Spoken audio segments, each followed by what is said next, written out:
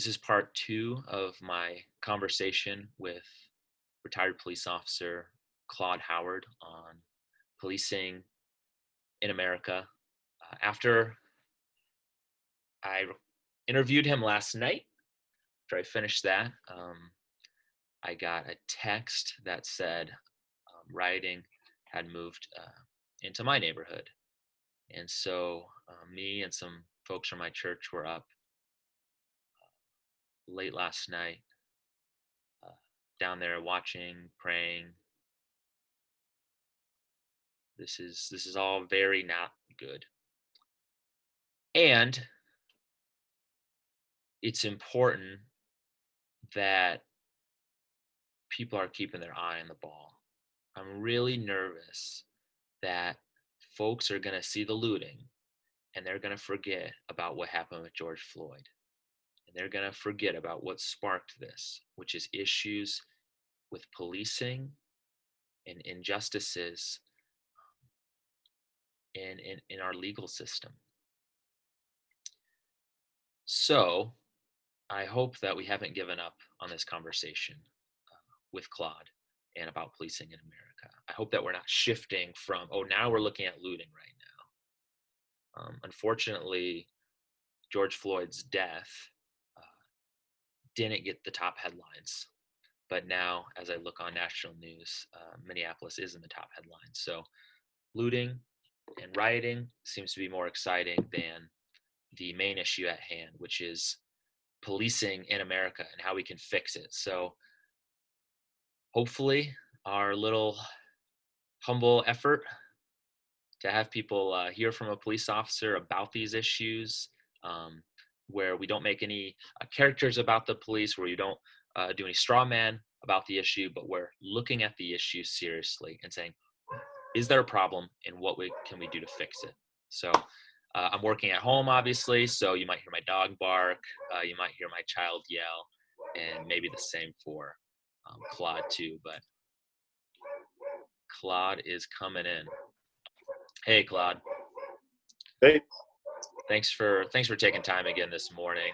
Um, I'm telling people already, you're probably going to hear my dog barking and maybe my child yell at some point, but such is the issue of working from home. So last night we left off with a good question from your wife, actually, and this is, of course, the big question in a lot of people's minds, though. So I want to make sure we asked it, Claude. So let's just get right into it. What is your take on why it is disproportionately Black males being killed by law enforcement?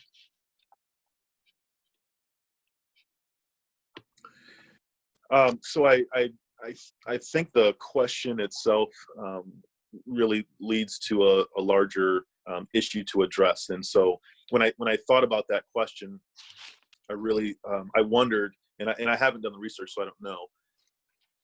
I wondered if we looked at all the data of law enforcement involved shootings or killings of people, um, if the numbers would actually kind of flesh out that there's a tremendous disproportionate of one race versus another. I think what's disproportionate is the how and the why leading up to those deaths. And I think that's the part that probably needs to be investigated a little bit more Okay. and really talked about. It's what we see is, and rightfully, I think, is we see on TV the wrongful killing of people, and so that is more about the how and why of the individuals that are involved.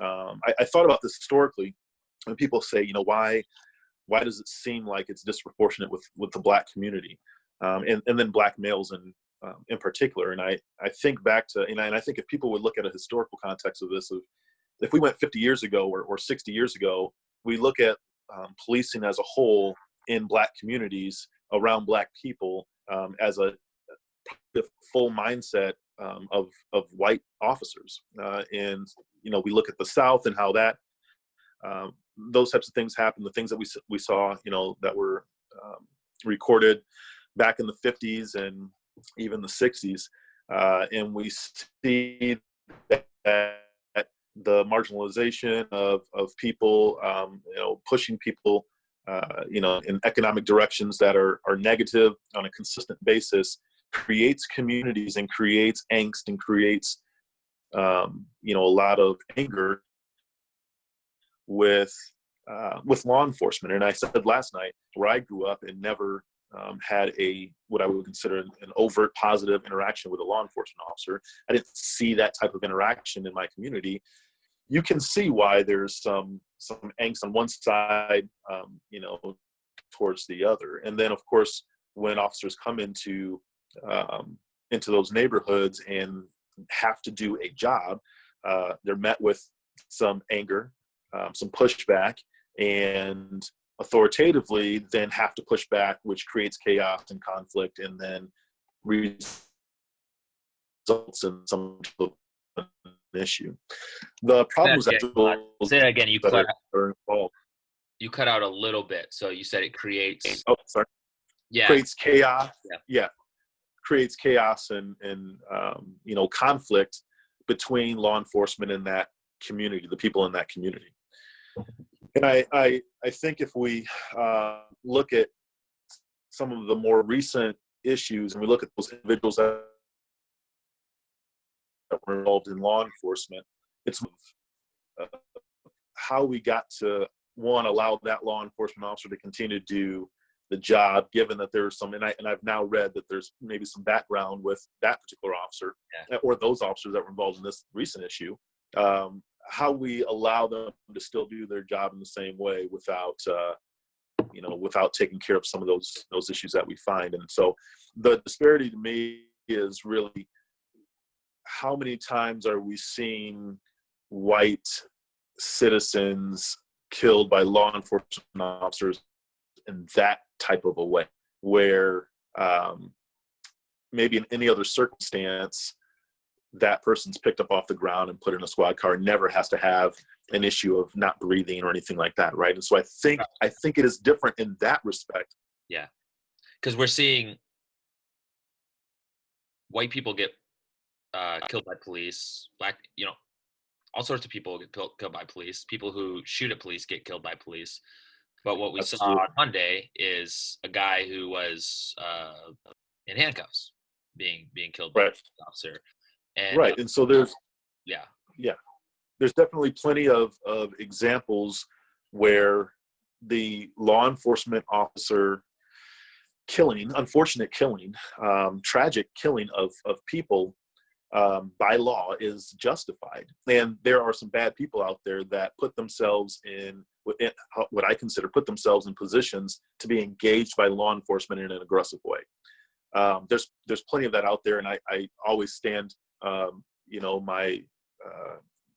law enforcement officers, brothers in blue, up when they protect themselves and the community in that type of a way against people who are truly doing things that create that type of chaos in the community.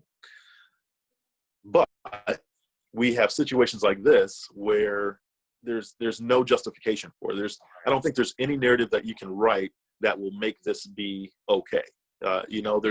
There's nothing that you could tell me at all, and I speak to all law enforcement officers about this.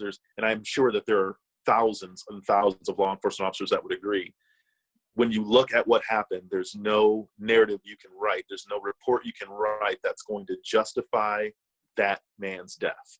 And we have to be held, or law enforcement officers have to be held to that standard of, we don't get to do that type of thing.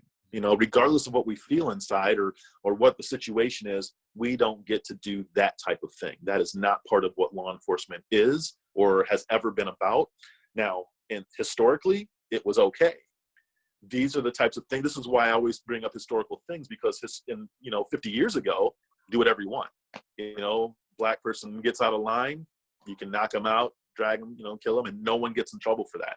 We are, in some ways, in some situations, reverting a little bit back to that type of mindset in some areas, and that's not okay. But I want to say that that I believe that is a individual mindset more than it's a law enforcement mindset. Yeah, so I think it's more fair to say it that way.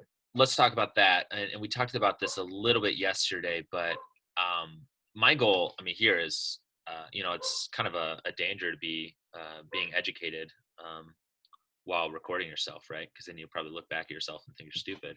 But gonna put myself out there and know that this is really something that I'm trying to figure out is when I see people saying it's it's just a bad apple, I think it seems deeper than that.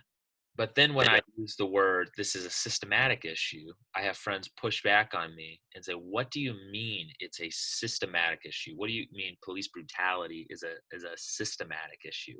And correct me if I'm wrong. I think yesterday you said I wouldn't use the word systematic. Is that right? That's right. Yeah. So why, I really want to understand this. Why would you not use the word systematic?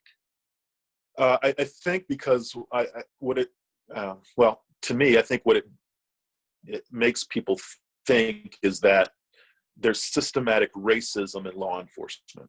I don't think there's systematic racism in law enforcement. I think there are law enforcement officers who come from a particular background, who become law enforcement officers and then now have the authority to do things that they wouldn't normally be able to do, Okay. or they would do, except they would get in trouble. But now they're behind the shield, so to speak. And I think those individuals who can sometimes influence other individuals because we protect our own, so to speak, Yeah. we get ourselves into situations where whatever that history of myself is, whatever I felt about Black people, whatever my fears were, all of these types of things, being in the community and being scared because Black people yell at me more than white people do when I'm driving around in communities because they hate cops because of the history of their interactions with cops and the history of their people as a whole. I'm now afraid of that, and so I respond and react in a different way to that Black male than I would that white person, right? Where I don't feel that immediate fear or assume there's some angst. Yeah. So instead, what we do is we have this veil of protection of ourselves, right? I had to use more force because I didn't want to get hurt. There might have been a gun, there might have been this, there might have been that. They were much bigger than me. All of these types of ridiculous things that we see and hear out there as the reasons that we had to use more force, that we often don't hear on the side of things when we're arresting white people, right? Because they look like us, it's a little less fearful. When I walk to a Black community, I don't think about someone's going to jump on me or be upset with me or anything like that, right? But I have spoken to white officers who feel a little bit uneasy around a lot of people that don't look like them. Yeah. Which is the point I was trying to make yesterday, which is we have to immerse ourselves in our community and get to understand people and why they're upset and be able to have a conversation and have some discourse about, I've, as a Black man, so I've never loved cops, and here's why: because this, and this has happened, and I feel unfairly. And then as a white officer, maybe I get to sit down and say, okay, I get that, but I'm a law enforcement officer, and my job is to do things in a very specific way in order to get a very specific result, which hopefully never harms anybody, even though we have to sometimes. Right? So when we don't have those conversations, then we have these at the PD, in our own communities and our household conversations about what we fear, what we don't understand, what we struggle with, and we continue to build that narrative inside of our own heads, so that when we have that confrontation, it all comes out and lets loose. And so, again, I think if you look at the situation now, we've got an officer who apparently has a history of conduct issues, a history of maybe some extra violence when it comes to, or extra force when it comes to dealing with individuals. Now, I have no idea if they're white, Black, or whatever, but the fact that there would be extra issues and other conduct issues of use of force is a problem in and of itself, right? We're not supposed to have those problems. Yeah. So we should know right away. Like I said last night, we should know right away. Once the person's in custody and no longer a threat, we have to bring that use of force down. If we do that, then we're always justified, and for the most part, we're always justified in what we're doing. When we don't, then we call into question what our motives are. And that's where I think it's the individual and not a systematic racism Yeah. against Black What people. what about systematic police uh, brutality, or maybe it's a systematic policing, and I don't incompetence in the sense that not that all police officers are incompetent, but that the training maybe isn't sufficient for how to deal with communication issues. Um, um, um, with maybe the training isn't sufficient for people are trained in a way that they maybe jump to violence sooner. And I think you said yesterday that you don't think that's true, but like, are there some, because you said yesterday there's some things we can fix in the training. You said Sure. immersing yourself in the culture and getting to know neighbors, or citizens on a one-to-one basis more. Like, Right. it seems like I would say that's a problem with the system. Sure. You get what I'm saying? And So in that that's what I mean respect, by yeah, systematic. sure. In that respect, I would agree that, and I'll only base it off of my own experience and my own training. I know, and I've spoken to local law enforcement in the past about this very issue, as we've had some conversations in Cedar Rapids about violence in the Black community, and how law enforcement can get involved in a different way. And so I've asked these questions of officers who are engaged and involved in the community and trying to make some type of bridge to the gap in communication with their communities. But I do think, I would like to think, if we look across the nation at law enforcement agencies, that many of them have finally understood that it's important to have cultural diversity training, live scenario interactions on how to deal with people who don't look like you, who don't talk like you, who don't sound like you, who don't walk like you, who don't live their daily lives the way you do.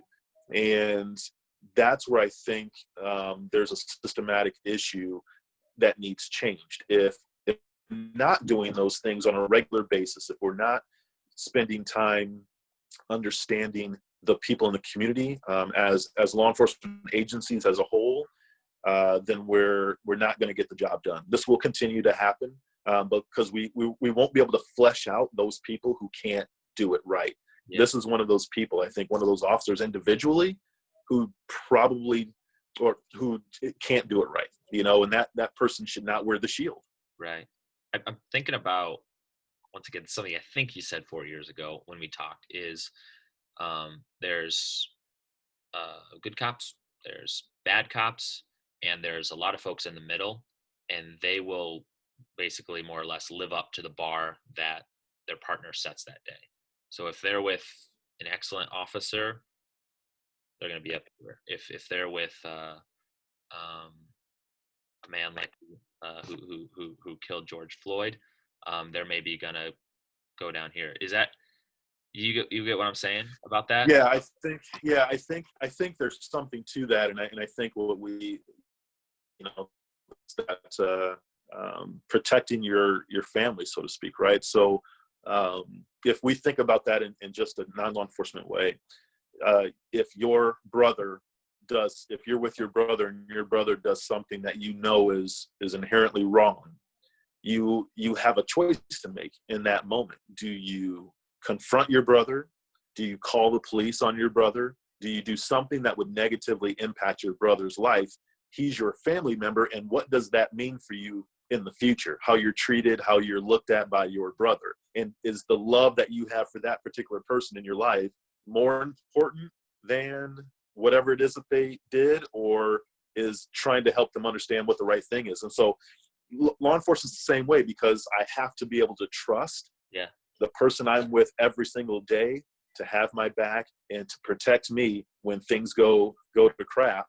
And if they don't trust me, they may not. Then I put them in a position to make decisions about how they're actually going to help me, right? So it shouldn't be that way, but I think that's really how it is. And I think that's where you can see over time in the history. And if you even look at New York, you look at corruption in any law enforcement agency, that's, the basis of that, the foundation of that is that type of thing, right? Somebody does something wrong, You don't want to be the rat. You don't want to be the person that, that isn't trusted in the police department. Those types of things, although you see it in movies all the time, those are real feelings that you have because of the job that we have. And it's not like, if we're working at Target, it's not the same. Yeah, you might not feel the same about protecting the other store clerk that maybe is stealing a candy bar here and there. You might say something about that kind of thing. But when we're talking about people who carry guns, people who are, tasked with saving lives, protecting the community, protecting themselves, and being attacked, right? We put ourselves in that situation where every time I walked out of the car to do a traffic stop, it's possible somebody jumps out of the car and tries to hurt me. So not very many people have that experience in their lives. And so that creates that environment for us. what I want to know is, and this is what I was thinking about yesterday when you said that. I thought, so basically, it's snitches get stitches. I mean, so that's kind of like, that's a simple way of putting it. But I mean, I think what can be real is law enforcement agencies and police departments are like any other large family. You do something and everybody talks about it. You do something and you get side-eyed looked at. I mean, that's what I want to know. Thing. Is so if an officer calls out the guy he's with that day, what you're saying is not just that guy's going to be mad at him now, but the whole tribe, for lack of a better word, or the whole department, the whole extended family, not just his brother, but his other brothers and sisters are, and maybe his dad, the chief. I mean, is that what you're saying? Are going to be looked down on? For that. There's the potential for that. I mean, and it really depends. I don't get too far in the weeds on this, but I think it always depends on the type of situation. But I think it exists. I don't think it exists everywhere. I mean, I've seen it, myself within the police department that I worked in, that there's a little bit of chatter. Somebody did something, somebody said something, and I was like, I can't necessarily trust that person, so I'm not going to talk to them the same way. I'm certainly not going to say all the same things. I never felt, I can personally say I never felt that type of thing when I worked in law enforcement, but I saw it, and it was difficult. And I can tell you how difficult it has been for me in the current job that I have, where I had to call a police department and talk to a commander about the conduct of an officer. I stressed about that for days. As a former law enforcement officer, and called and apologized to that officer and said, I am really sorry, but it's the right thing to do, and I need to do it, and because I'm protecting my environment that I work in. But I was hugely stressed out to have to do something like that, because I don't want to, I love my law enforcement brothers and sisters, and that was that family really kind of thing. And I knew that officer. I had a history with that officer, and having to do that was heartbreaking for me. And I think for many of the officers out there in the world, they will more quickly choose to say nothing than to say something. Yeah. I want to ask two quick questions, and then end with the last question. That's a good way to end, right? The first is, we got in a comment, basically, how do people like us, and this is a white person talking, so I think he means how do white people or how do non-police officers have these conversations respectfully. I think there's a lot of people who are, and these are maybe MLK, I think, call them white moderates, who are worried that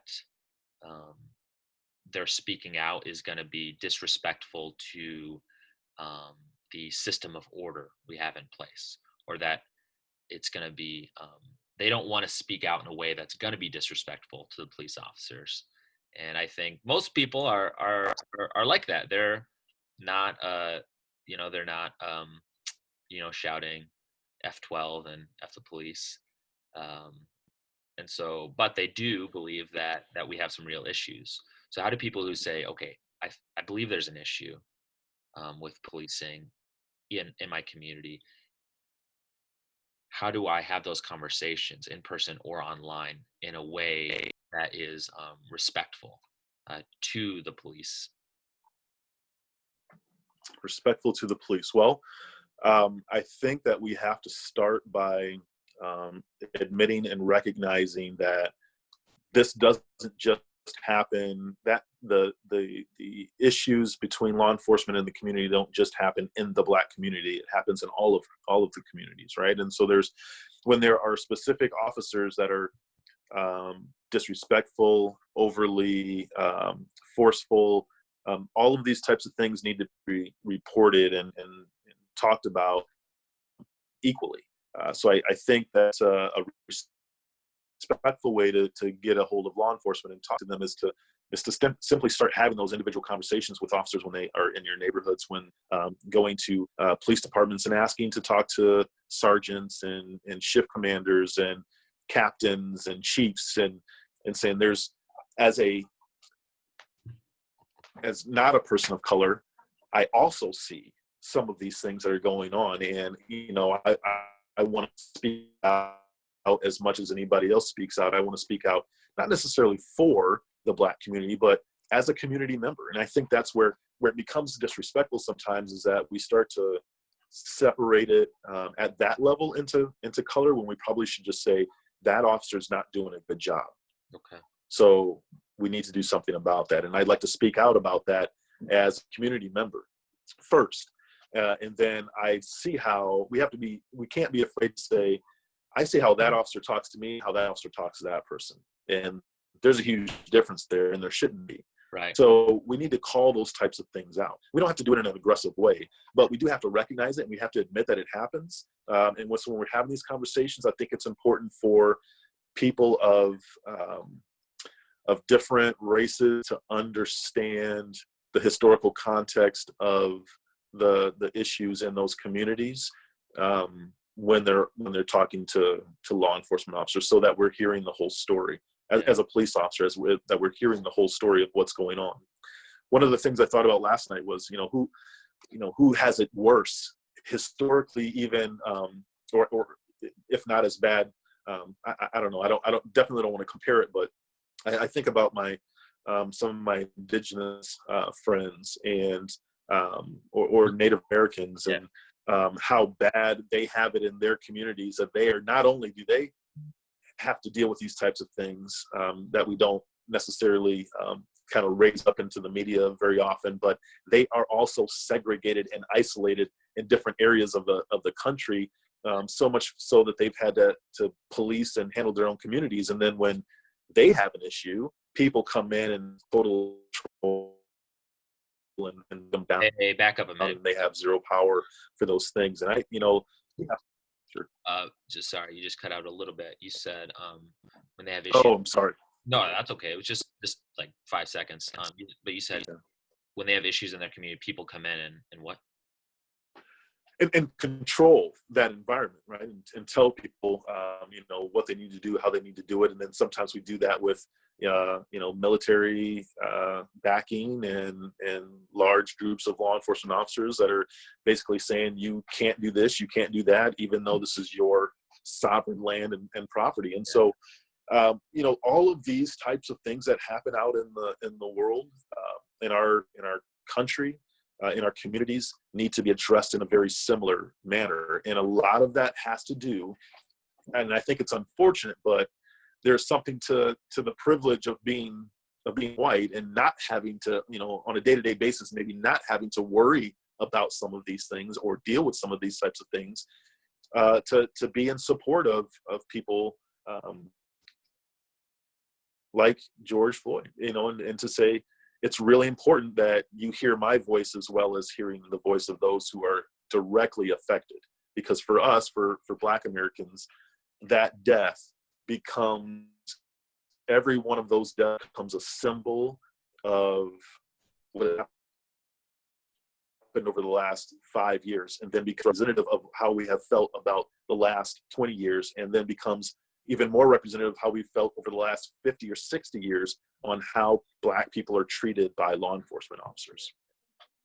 So there's a lot inside, right? And this is where you see the struggle, I think, with communities and when they lash out, whether right or wrong. Yeah. Oh man. You did a good job in that question because you answered two questions, which is second, Oh, okay. how do we have these conversations actually in our communities? And one thing though, it was about kind of, I want to say about that is I remember about a month before Jamar Clark died in Minneapolis, led the protest in 2015. We had an officer and citizen kind of community meetup, and there was, I think, less than 10 of us there. And then that was unfortunate, I thought, and it was put on really well. And people vented and listened, and um, but I was discouraged by that. I thought, man, I wish we could have some of these conversations more proactively. But at the same Yes. time, maybe people are just afraid they won't be heard. I just want to tell a really quick story. We had a great police officer um, in our precinct in North Minneapolis, and everyone from the community loved him. He treated, just like you're saying. I mean, he'd walk into a restaurant and he'd give someone a hug. I mean, long story short, he got fired, Yeah. and that was I think about 4 years ago, and that was really discouraging for us to see a good police officer who the community really respected. Um, then when he kind of called out his own precinct, um, he lost his job. And anyway, um, things like that are discouraging. But what I am encouraged by is that people like him and people like So, this. Patrick, one of the things I wanted to say, small amount of people, we have community meetings all of the time. Yeah, We typically have community meetings when things have boiled over to the point where people are just really, really upset. Not always the best time to have a community meeting. And when I talk to people, in my job about how to have good conversations, de-escalate people, how to build rapport, we should do that in the times when it's calm. We should be right. able to have really large conversations when we're not emotionally charged over something that just happened.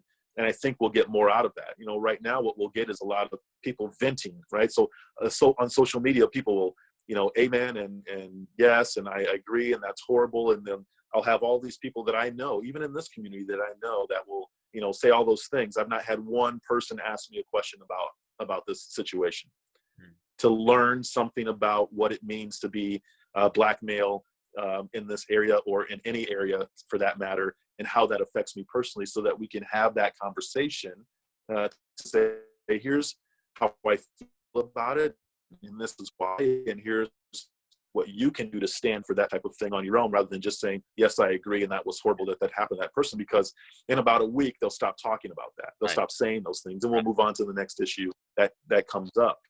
But in these times when this is all over, this particular case is over, is a time that we need to sit down with our law enforcement officer friends and community members and get people together and say, we had a tragic thing happen, and we want to make it better. And that should come from the law enforcement community, right? We, as law enforcement officers, need to get out there in the community and bring people together and say, we're going to host this issue because we need to understand this better, and help us understand how we can get involved in your community more. And honestly, the bottom line ends up being, individual officers need to be encouraged to do it. It needs to feel okay, need to feel like they have time to stop their car, get out of their car, and go walk door to door and talk to people and say, I'm here not to arrest, not because of a call for service, not because of any of those things. I'm here to just talk to you. Would you want to step out, or can I come in and let's just sit down and let me ask you a few questions about you? And so it seems crazy. And when we've got 40 officers and 10,000 people in a community, but we can start in small areas, and that stuff will build in the community. People will start talking about it, and they'll trust that conversation. If we trust the conversation, then all of a sudden, when we have to go in and do something that's our job, we'll have a better rapport, because they'll say, oh, Officer Howard was here last week and we had a great conversation. I know he's probably not going to lead with a firearm. He's not going to lead with force. He's not going to lead with authority. He's going to lead with an understanding. And Yeah. that's where we're breaking down. We don't understand things. And how do we act when we don't understand things? We fear it, and we protect ourselves against it, even when we don't have to. And that's when I think what we have seen grow over time. Dude, It's unfortunate. sorry for calling you dude, officer. That's great. Because my last question was going to be, what advice would you have to a young person considering a career in law enforcement? We have a very, very short time left that we're able to be on this Oh, recording, but I just want to end it like this. Our number one goal in hosting this two-part conversation was to encourage people, good people, to become police officers and to be part of the positive change, to be police officers like Claude Howard, to like Michael Frieslaben, who was up in North Minneapolis, and to be a positive part of the change. You can actually go in this system and you can be different than those evil police officers we saw on Monday. And so I'm hopeful and I'm excited about this. And this is going to take community to community change. And it's going to take people going into this and not avoiding it, but saying, we're going to become police officers and we're going to be different. If you have any questions and you're not connected with, let's say, Claude online, but you are with me, hit me up and I'm going to give you Claude's email if that's okay with Claude. I didn't ask that, but I'm sure that's all right. yeah, I'm positive he'd be happy to Yeah. answer any questions and talk to you about these very, very serious things. We have people not being treated right in communities all across America, and that's a very big deal. And so the question is, what can we all in our different spheres do about that? Thanks for being on, Claude. I really appreciate you, man. No problem. Thanks, Patrick. Appreciate the opportunity. Yeah, man. See you around. Okay.